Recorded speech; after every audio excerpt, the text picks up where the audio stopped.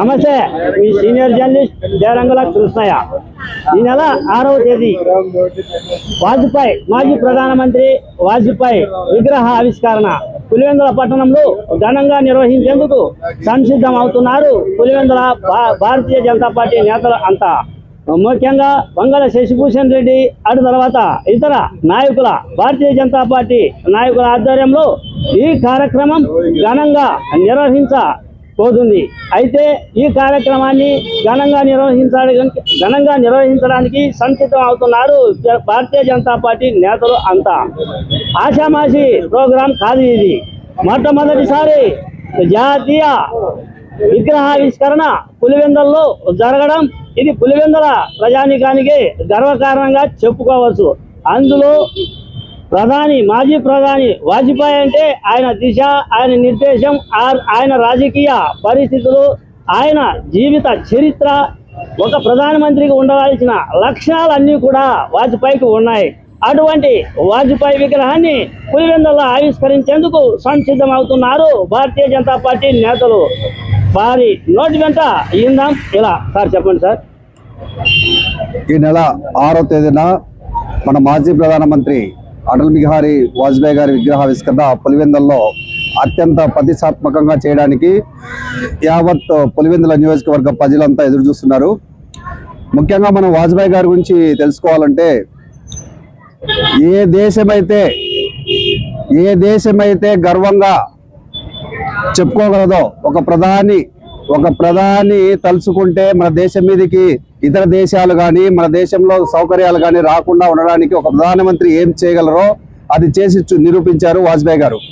మీరు చూసుకున్నట్లయితే భరతమాల ప్రాజెక్ట్ కింద ట్రాన్స్పోర్టేషన్ కానీ, పోఖ్రాన్ అణుపరీక్షల్లో మన దేశాన్ని శక్తివంతం చేయడం కానీ, ఇలాంటి ఎన్నో కార్యక్రమాలు చేసిన వాజ్పేయి గారి విగ్రహ ప్రతిష్ట పులివెందులకు ఎంతో అవసరం ఉంది. ఎందుకంటే ఇక్కడ కూడా పౌరశాల గడ్డ పులివెందుల. ఈ పులివెందుల పౌరశాల గడ్డ దగ్గర పౌరసానికి చిహ్నమైన పులివెందులలో కూడా వాజ్పేయి గారి విగ్రహాన్ని ఏర్పాటు చేసి దేశ ప్రజలందరికీ ఆదర్శవంతమైన వాజ్పేయి గారి విగ్రహాన్ని ఏర్పాటు చేసి ఇక్కడ కూడా అసాంఘిక శక్తులు ఎవరైనా ఉంటే గనక వాళ్ళను వాజ్పేయి విగ్రహం చూసినప్పుడు అసాంఘిక శక్తులు కూడా ఎనిక్కిపోయే విధంగా ఉండాలనే ఉద్దేశంతోనే మనము వాజ్పేయి విగ్రహాన్ని ఏర్పాటు చేస్తున్నాము. రాష్ట్రం నుంచి ముఖ్య అతిథులు వస్తున్నారు. మన భాజపా ప్రెసిడెంట్ కానీ, హెల్త్ మినిస్టర్ కానీ, ఇక్కడ ఉన్న ఎమ్మెల్యే, ఎంపీ, మన తర్వాత వచ్చేసి ఎమ్మెల్సీ గారు, తర్వాత వచ్చేసి మన ఇన్ఛార్జ్ మంత్రి గారు అందరూ వస్తున్నారు. ముఖ్యంగా ఇక్కడ ఉన్న కార్యకర్తలు, భాజపా కార్యకర్తలు, తర్వాత వచ్చేసి హిందూ సంఘాలు, ఇక్కడ ఉన్న ప్రజలందరూ కూడా ఎంతో ఆత్రంగా ఎదురు చూస్తున్నారు. ఖచ్చితంగా ఈ కార్యక్రమాన్ని ఘన విజయం చేయాలని మేమైతే కోరుకుంటున్నాం. ప్రధాన కారణం ఆదర్శం. ఏ వ్యక్తిని చూస్తే కనుక ఈరోజు పాకిస్తాన్ గుండెల్లో వణుకు పుడుతుందో, ఎందుకంటే మన దేశాన్ని స్ట్రెంథన్ చేసింది. ఈరోజు మనం వచ్చేసి అణుయుద్ధం చేయాల్సిన అవసరం లేదు. మన దగ్గర అణ్వస్త్రాలు ఉండడానికి మూల కారణమైన వ్యక్తి వాజ్పేయి గారు. అలాంటి వ్యక్తిని కంపల్సరీ ఇక్కడ విగ్రహ ప్రతిష్ఠ అయితే చేయాల్సి వస్తుంది. అందుకోసమే మనం ఇక్కడ ఏర్పాటు చేసామన్నమాట. కంపల్సరీ ఎప్పుడెప్పుడు అని ఎదురు చూస్తున్నారు. ఖచ్చితంగా ఏంటంటే ఇక్కడ ఉన్న ప్రజలకు కూడా తెలుసు. ఈ రోజు వచ్చేసి మనము ఢిల్లీకి కానీ, బెంగళూరుకి కానీ, హైదరాబాద్కి కానీ పోవాలంటే అతి తక్కువ టైంలో వెళ్తున్నాం. ఎలా వెళ్తున్నాము?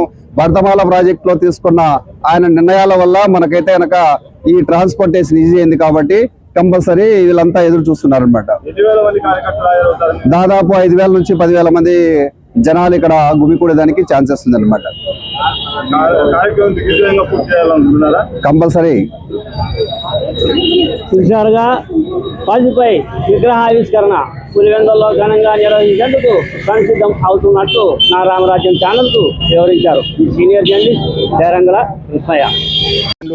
జరగడం జరిగింది. 10 గంటలకు